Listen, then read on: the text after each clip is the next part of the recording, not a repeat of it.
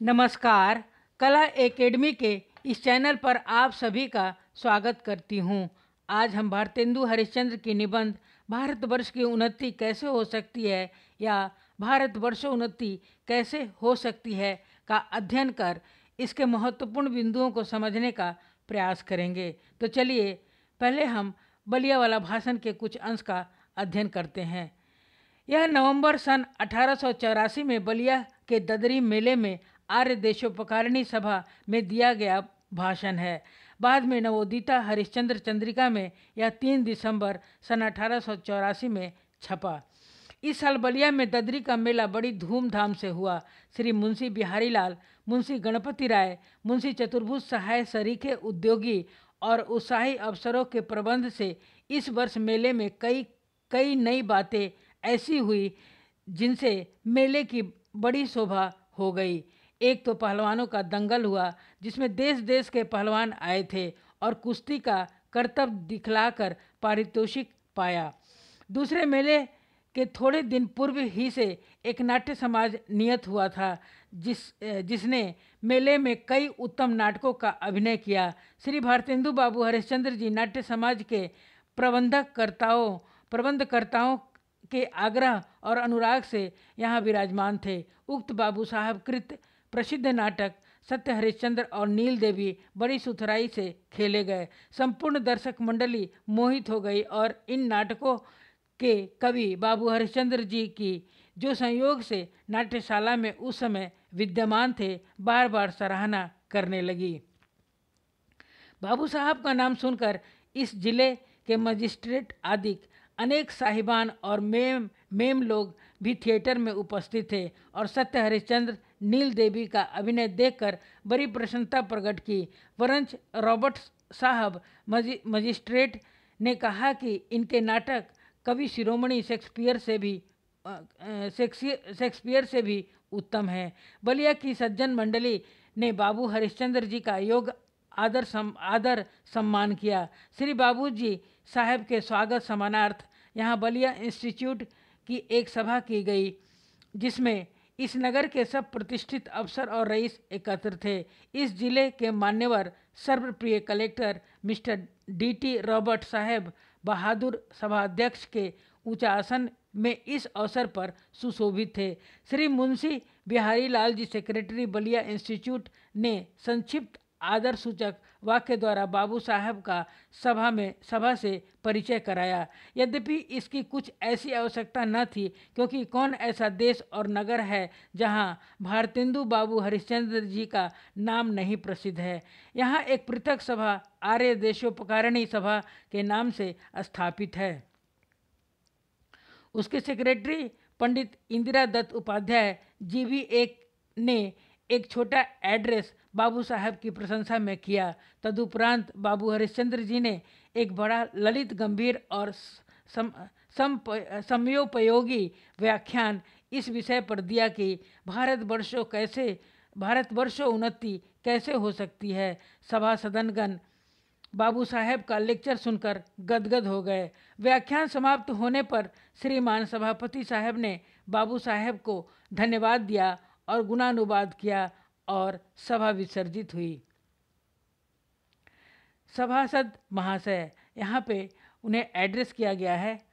आज का दिन धन्य है कि हम लोग इस बलिया में भारत भूषण भारतेंदु श्री हरिश्चंद्र जी के स्वागत के निमित्त एकत्र हुए हैं। बलिया ऐसे सामान्य स्थान में एक ऐसे बड़े विद्वान और देश शुभचिंतक का आगमन एक बड़े सौभाग्य और धन्यवाद का विषय है। ऐसे अवसर का उपस्थित होना बड़ा ही दुर्लभ है। मैं आर्य देशोपकारिणी सभा के ओर से जो यहाँ बलिया इंस्टीट्यूट से एक पृथक ही सभा है, श्रीमान बाबू साहब को अनेकानेक धन्यवाद देता हूँ कि उन्होंने बलिया में इस अवसर पर विराजमान होकर हम लोग का मनोरथ सिद्ध किया और अपने मुख चंद्र से अमृत की वर्षा करके हम बलिया निवासी अनुरागियों का उत्साह बढ़ाया।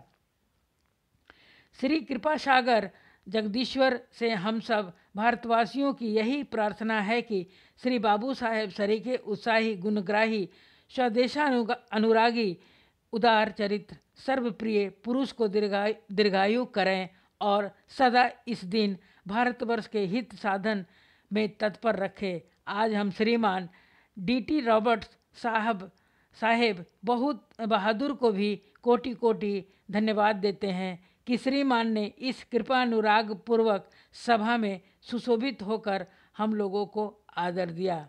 अब हम यहाँ से निबंध का वाचन करते हैं। भारतवर्षोन्नति कैसे हो सकती है।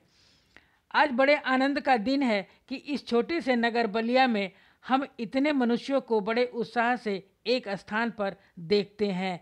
इस अभागे आलसी देश में जो कुछ हो जाए वही बहुत है। बनारस ऐसे बड़े नगरों में जब कुछ नहीं होता तो यह हम क्यों ना कहेंगे कि बलिया में जो कुछ हमने देखा वह बहुत ही प्रशंसा के योग्य है। इस उत्साह का मूल कारण जो हमने खोजा तो प्रकट हो गया कि इस देश के भाग्य से आजकल यहाँ सारा समाज ही एकत्र है। जहाँ रॉबर्ट साहब बहादुर ऐसे कलेक्टर हो वहाँ क्यों न ऐसा समाज हो। जिस देश और काल में ईश्वर ने अकबर को उत्पन्न किया था उसी में अबुल फजल बीरबल टोडरमल को भी उत्पन्न किया। यहाँ रॉबर्ट साहब अकबर हैं तो मुंशी चतुर्भुज सहाय, मुंशी बिहारी लाल साहब आदि अबुल फजल और टोडरमल हैं। हमारे हिंदुस्तानी लोग तो रेल की गाड़ी हैं। यद्यपि फर्स्ट क्लास, सेकंड क्लास आदि गाड़ी बहुत अच्छी और बड़े बड़े महसूल की इस ट्रेन में लगी है, पर बिना इंजन सब नहीं चल सकती। वैसे ही हिंदुस्तानी लोगों को कोई चलाने वाला हो तो ये क्या नहीं कर सकते। इनसे इतना कह दीजिए काच प्रसादी रहा बलवाना, फिर देखिए हनुमान जी को अपना बल कैसे याद आ जाता है। सो बल कौन याद दिलावे। हिंदुस्तानी राजे महाराजे, नवाब, रईस या हाकिम राजे महाराजे को अपनी पूजा, भोजन, झूठी गप से छुट्टी नहीं। हाकिमों को कुछ तो सरकारी काम घेरे रहता है। कुछ बॉल, घुड़दौड़, थिएटर, अखबार में समय गया। कुछ समय बचा भी तो उनको क्या गरज है कि हम गरीब गंदे काले आदमियों से मिलकर अपना अनमोल समय खोवें। बस वही मसल हुई। तुम्हें गैरों से कब फुर्सत, हम अपने गम से कब खाली। चलो बस हो चुका मिलना, न हम खाली न तुम खाली। 3 मेढक एक के ऊपर एक बैठे थे। ऊपर वाले ने कहा जौक शौक, बीच वाला बोला गुम शुम, सब के नीचे वाला पुकारा गए हम। सो हिंदुस्तान की साधारण प्रजा की दशा यही है, गए हम। पहले भी जब आर्य लोग हिंदुस्तान में आकर बसे थे, राजा और ब्राह्मणों के जिम्मे यह काम था कि देश में नाना प्रकार की विद्या और नीति फैलावें। और अब भी ये लोग चाहे तो हिंदुस्तान प्रतिदिन कौन कहे प्रतिछिन बढ़े, पर इन्हीं लोगों को सारे संसार के निकम्बेपन ने घेर रखा है। बोधधारो मत्सर ग्रसता प्रभव अस्मर दूषिता। हम नहीं समझते कि इनको लाज भी क्यों नहीं आती कि उस समय में जब इनके पुरखों के पास कोई भी सामान नहीं था, तब उन लोगों ने जंगल के पत्ते और मिट्टी की कुटियों में बैठ करके बांस की नलियों से जो तारा ग्रह आदि वेध करके उनकी गति लिखी है, वह ऐसी ठीक है कि 16 लाख रुपए की लागत से विलायत में जो दूरबीनें बनी हैं, उनसे उन ग्रहों को वेध करने में भी ठीक वही गति आती है। और अब इस काल में हम लोगों की अंग्रेजी विद्या के और जगत की उन्नति की कृपा से लाखों पुस्तकें और हजारों यंत्र तैयार हैं। जब हम लोग नीरी चुंगी की तक कतवार फेंकने की गाड़ी बन रहे हैं। यह समय ऐसा है कि उन्नति की मानो घुड़दौड़ हो रही है। अमेरिका, अंग्रेज, फ्रांसीस आदि, तुर्की, ताजी सब सरपट दौड़े जाते हैं। सबके जी में यही है कि पाला हम ही पहले छू लें। उस समय हिंदू काठियावाड़ी खाली खड़े खड़े टाप से मिट्टी खोदते हैं। इनको औरों को जाने दीजिए। जापानी टट्टुओं को हाँफते हुए दौड़ते देखकर भी लाज नहीं आती। यह समय ऐसा है कि जो पीछे रह जाएगा फिर कोटि उपाय किए भी आगे न बढ़ सकेगा। लूट की इस बरसात में भी जिसके सिर पर कमबख्ती का छाता और आंखों में मूर्खता की पट्टी बंधी रहे, उन पर ईश्वर का कोप ही कहना चाहिए। मुझको मेरे मित्रों ने कहा कि तुम इस विषय पर आज कुछ कहो कि हिंदुस्तान की कैसे उन्नति हो सकती है। भला इस विषय पर मैं और क्या कहूँ। भागवत में एक श्लोक है, निरिदेह माध्यम सुलभ सुदुर्लभम पल्लवम सुकल्पम गुरु कर्णधारम मायानुकूलेन नभ स्वतेरितुम पुमान भवाब्धि न तरेत स आत्महा। भगवान कहते हैं कि पहले तो मनुष्य जन्म ही बड़ा दुर्लभ है, सो मिला और उस पर गुरु की कृपा और मेरी अनुकूलता। इतना सामान पाकर भी मनुष्य इस संसार सागर के पार न जाए, उसको आत्महत्या करना चाहिए। वही दशा इस समय हिंदुस्तान की है। अंग्रेजों के राज्य में सब प्रकार का सामान पाकर, अवसर पाकर भी हम लोग जो इस समय पर उन्नति न करें तो हमारा केवल अभाग्य और परमेश्वर का कोप ही है। सास के अनुमोदन से एकांत रात में सूने रंग महल में जाकर भी बहुत दिन से जिस प्राण से प्यारे परदेसी पति से मिलकर छाती ठंडी करने की इच्छा थी, उसका लाज से मुंह भी न देखे और बोले भी न, तो उसका अभाग्य ही है। वह तो कल फिर परदेश चला जाएगा। वैसे ही अंग्रेज के राज में भी जो हम कुएं के मेढक, काठ के उल्लू, पिंजरे के गंगाराम ही रहें तो हमारी कमबख्ती फिर कमबख्ती ही है। बहुत लोग यह कहेंगे कि हमको पेट के धंधे के मारे छुट्टी ही नहीं रहती। बाबा, हम क्या उन्नति करें, तुम्हारा पेट भरा है, तुमको दून की सूझती है। यह कहना उनकी बहुत भूल है। इंग्लैंड का पेट भी कभी यूं ही खाली था। उसने एक हाथ से अपना पेट भरा, दूसरे हाथ से उन्नति की राह के कांटों को साफ किया। क्या इंग्लैंड में किसान, खेत वाले, गाड़ीवान, मजदूरे, कोचवान आदि नहीं हैं? किसी देश में भी सभी पेट भरे हुए नहीं होते, किंतु वे लोग जहाँ खेत जोतते बोते हैं वहीं उसके साथ यह भी सोचते हैं कि ऐसी और कौन नई कल या मसाला बनावें जिसमें इस खेती में आगे से दूना अन्न उपजे। विलायत में गाड़ी के कोचवान भी अखबार पढ़ते हैं। जब मालिक उतरकर किसी दोस्त के यहाँ गया, उसी समय कोचवान ने गद्दी के नीचे से अखबार निकाला। यहाँ उतनी देर कोचवान हुक्का पिएगा या गप करेगा, सो गप भी निकम्मी। वहाँ के लोग गप ही में देश के प्रबंध छांटते हैं। सिद्धांत यह है कि वहाँ के लोगों का यह सिद्धांत है कि एक छिन्न भी व्यर्थ न जाए। उसके बदले यहाँ के लोगों को निकम्मापन हो उतना ही बड़ा अमीर समझा जाता है। आलस यहाँ इतनी बढ़ गई है कि मलुकदास ने तो दोहा ही बना डाला, अजगर करे न चाकरी, पंछी करे न काम, दास मलुका कही गए सबके दाता राम। चारों ओर आंख उठाकर देखिए तो बिना काम करने वालों की ही चारों ओर बढ़ती है।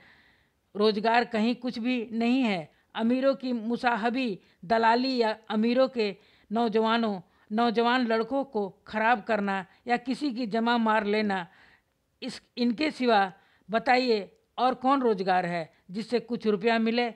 चारों ओर दरिद्रता की आग लगी हुई है। किसी ने बहुत ठीक कहा है कि दरिद्र कुटुंब इसी तरह अपनी इज्जत को बचाता फिरता है जैसे लाजवंती कुल की बहू फटे कपड़ों में अपने अंग को छुपाए जाती है। वही दशा हिंदुस्तान की है। मर्दमशुमारी यानी जनगणना की रिपोर्ट देखने से स्पष्ट होता है कि मनुष्य दिन दिन यहाँ बढ़ते जाते हैं और रुपया दिन दिन कमती होता जाता है। तो अब बिना ऐसा उपाय किए काम नहीं चलेगा कि रुपया भी बढ़े, और वह रुपया बिना बुद्धि न बढ़ेगा। भाइयों, राजा महाराजाओं का मुंह मत देखो, मत या आशा रखो कि पंडित जी कथा में कोई ऐसा उपाय भी बतावेंगे कि देश का रुपया और बुद्धि बढ़े।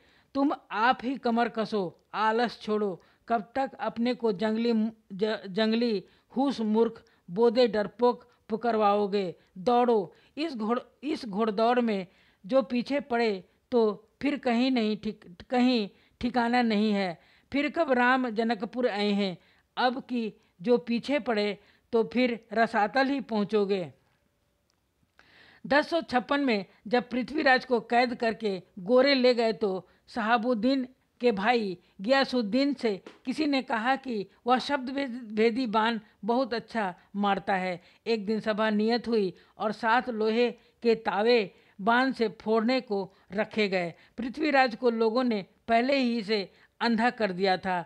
संकेत यह हुआ कि जब गियासुद्दीन हूँ करे तब वह तावों पर बाण मारे। चंद कभी भी उसके साथ कैदी था।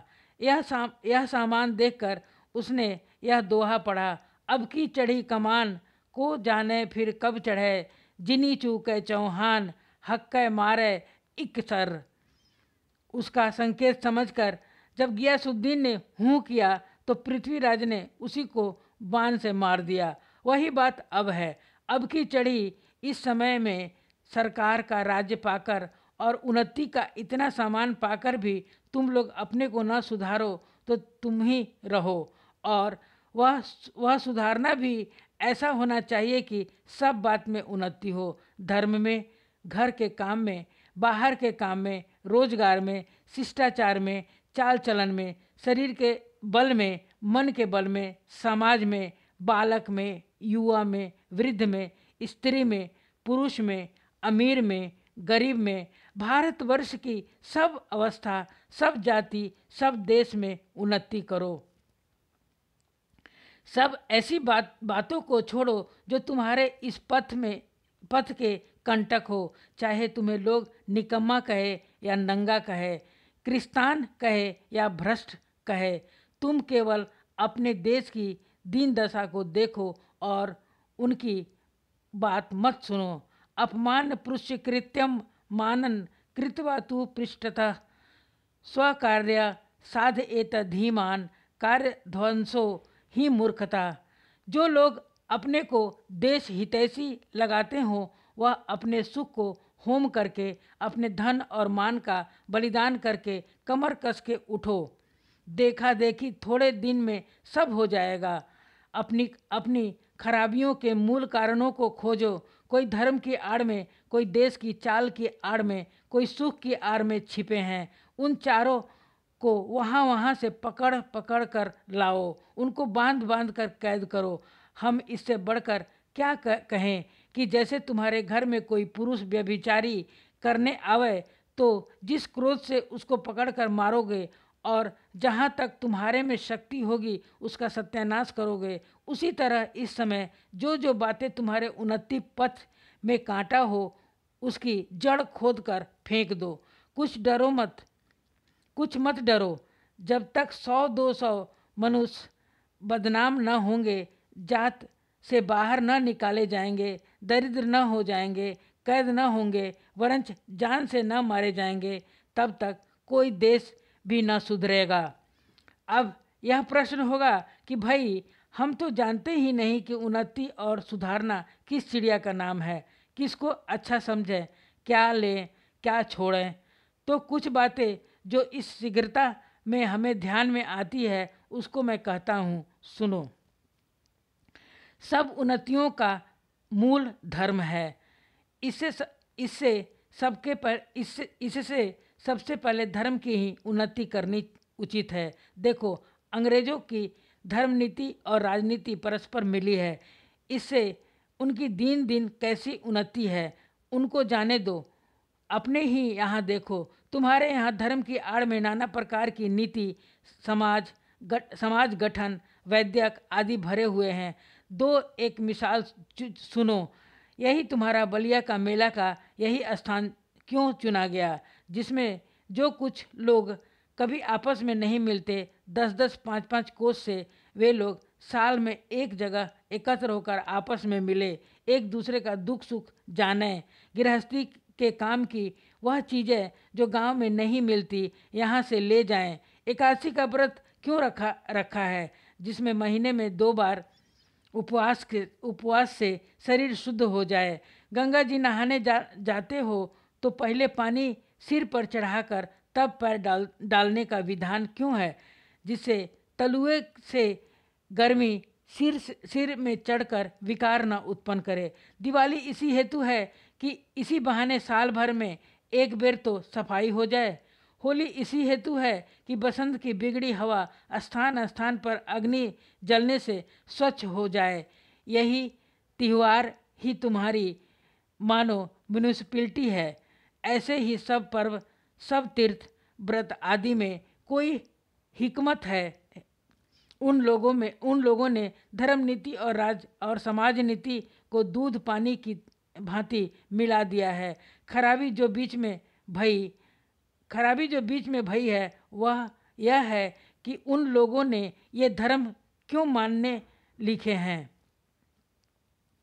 इसका लोगों ने मतलब नहीं समझा और इन बातों को वास्तविक धर्म मान लिया। भाइयों, वास्तविक धर्म तो केवल परमेश्वर के चरण कमल का भजन है। ये सब तो समाज धर्म है जो देश काल के अनुसार शोधे और बदले जा सकते हैं। दूसरी खराबी यह हुई कि उन्हीं महात्मा बुद्धिमान ऋषियों के वंश के लोगों ने अपने बाप दादों का मतलब न समझकर बहुत से नए नए धर्म बनाकर शास्त्र में धर दिए। बस सभी तिथि व्रत और सभी स्थान तीर्थ हो गए। सो इन बातों को अब एक बेर आँख खोलकर देख और समझ लीजिए कि फलानी बात उन बुद्धिमान ऋषियों ने क्यों बनाई, और उनमें देश और काल के जो अनुकूल और उपकारी हो उसको ग्रहण कीजिए। बहुत सी बातें तो समाज विरुद्ध मानी है, किंतु धर्मशास्त्र में जिनका विधान है उनको चलाइए, जैसे जहाज का सफ़र, विधवा विवाह आदि। लड़कों को छोटेपन ही में ब्याह करके उसका बल, वीर्य, आयुष्य सब मत घटाइए। आप उनके माँ बाप हैं या उनके शत्रु हैं। वीर्य उनके शरीर में पुष्ट होने दीजिए। विद्या कुछ पढ़ लेने दीजिए। नून तेल लकड़ी की फिक्र करने की बुद्धि सीख लेने दीजिए। तब उनका पैर काठ में डालिए। कुलीन प्रथा, बहुविवाह आदि को दूर कीजिए। लड़कियों को भी पढ़ाइए, किंतु उस चाल से नहीं जैसे आजकल पढ़ाई जाती है, जिससे उपकार के बदले बुराई होती है। ऐसी चाल से उनको शिक्षा दीजिए कि वह अपना देश और कुल धर्म सीखे, पति की भक्ति करें और लड़कों को सहज में शिक्षा दें। वैष्णव शास्त्र इत्यादि नाना प्रकार के मत के लोग आपस का बैर छोड़ दें। यह समय इन झगड़ों का नहीं है। हिंदू, जैन, मुसलमान सब आपस में मिलिए। जाति में कोई चाहे ऊंच हो चाहे नीचा हो, सबका आदर कीजिए। जो जिस योग्य हो उसको वैसा मानिए। छोटी जाति के लोगों को तिरस्कार करके उसका जी मत तोड़िए। सब लोग आपस में मिलिए। मुसलमान भाइयों को भी उचित है कि इस हिंदुस्तान में बस कर वे लोग हिंदुओं को नीचा समझना छोड़ दें। ठीक भाइयों की भांति हिंदुओं से बर्ताव करें। ऐसी बात जो हिंदुओं का जी दुखाने वाला हो ना करें। घर में आग लगाए तब जिठानी देवरानी को आपस का डाह छोड़कर एक साथ वह आग बुझानी चाहिए। जो बात हिंदुओं को नहीं मयस्सर है वह धर्म के प्रभाव से मुसलमानों को सहज प्राप्त है। उनमें जाति नहीं, खाने पीने के चौका चूल्हा नहीं, विलायत जाने में रोक टोक नहीं। फिर भी बड़े ही सोच की बात है, मुसलमानों ने अभी तक अपनी दशा कुछ नहीं सुधारी। अभी तक बहुतों को यही ज्ञान है कि दिल्ली लखनऊ की बादशाहत कायम है। यारो, वे दिन गए। अब आलस, हठधर्मी यह सब छोड़ो। चलो हिंदुओं के साथ तुम भी दौड़ो। एकाएक 2 होंगे। पुरानी बातें दूर करो। मीर हसन की मसनवी और इंदर सभा पढ़ाकर छोटेपन ही से लड़कों का सत्यानाश मत करो। होश संभाला नहीं कि पढ़ी फारसी, चुस्त कपड़ा पहना और गजल गुनगुनाए। शौक तिफली से मुझे गुल की जो दीदार का था। शौफ तिफली से मुझे गुल की जो दीदार का था, न किया हमने गुलिस्ता का शबक याद कभी। भला सोचो कि इस हालत में बड़े होने पर वे लड़के क्यों न बिगड़ेंगे। अपने लड़कों को ऐसी किताबें छूने भी मत दो, अच्छी से अच्छी उनको तालीम दो। पेंशन और वजीफ़ा या नौकरी का भरोसा छोड़ो, लड़कों को रोज़गार सिखलाओ, विलायत भेजो, छोटेपन से मेहनत करने की आदत दिलाओ। 100 महलों के लाड़ प्यार दुनिया से बेखबर रहने की राह मत दिखलाओ। भाई हिंदुओं, तुम भी मतांतर का आग्रह छोड़ो, आपस में प्रेम बढ़ाओ, इस महामंत्र का जाप करो। जो हिंदुस्तान में रहे, चाहे किसी रंग किसी जाति का क्यों न हो, वह हिंदू है। हिंदू की सहायता करो। बंगाली, मराठा, पंजाबी, मद्रासी, वैदिक, जैन, ब्राह्मणों, मुसलमानों, सब एक का हाथ एक पकड़ो। कारीगरी जिसमें तुम्हारे यहाँ बढ़े, तुम्हारा रुपया तुम्हारे ही देश में रहे, वह करो। देखो, जैसे हजार धारा होकर गंगा समुद्र में मिली है, वैसे ही तुम्हारी लक्ष्मी हजार तरह से इंग्लैंड, फ्रांसीस, जर्मनी, अमेरिका को जाती है। दिया सलाई ऐसी तुच्छ वस्तु भी वहीं से आती है। जरा अपने ही को देखो, तुम जिस मार्किन की धोती पहने हो वह अमेरिका की बनी है। जिस लकीलाट का तुम्हारा अंगा है वह इंग्लैंड का है। फ्रांसीस की बनी कंघी से तुम सिर झाड़ते हो और वह जर्मनी की बनी चर्बी की बत्ती तुम्हारे सामने बल रही है। यह तो वही मसल हुई कि एक बेफिक्र मंगनी का कपड़ा पहनकर किसी महफिल में गए। कपड़े की पहचान कर एक ने कहा, अजी यह अंगा फलाने का है। दूसरा बोला, अजी टोपी भी फलाने की है। तो उन्होंने हंसकर जवाब दिया कि घर की तो मूछें ही मूछें हैं। हाय अफसोस, तुम ऐसे हो गए कि अपने निज के काम की वस्तु भी नहीं बना सकते। भाइयों, अब तो नींद से चौंको, अपने देश की सब प्रकार उन्नति करो, जिसमें तुम्हारी भलाई हो। वैसी ही किताब पढ़ो, वैसी ही खेल खेलो, वैसी ही बातचीत करो। परदेसी वस्तु और परदेसी भाषा का भरोसा मत रखो। अपने देश में अपनी भाषा में उन्नति करो। धन्यवाद। जय हिंद। आप सब ने इस वीडियो को सुना और देखा, इसके लिए मैं आप सभी का बहुत बहुत धन्यवाद करती हूँ। कृपया वीडियो को लाइक, सब्सक्राइब और शेयर अवश्य करें ताकि अन्य विद्यार्थी भी इससे लाभान्वित हो सकें। हमने जो अंडरलाइन किया है वो सारे महत्वपूर्ण लाइनें हैं, उसे ध्यान में रखना आवश्यक है। धन्यवाद। जय हिंद।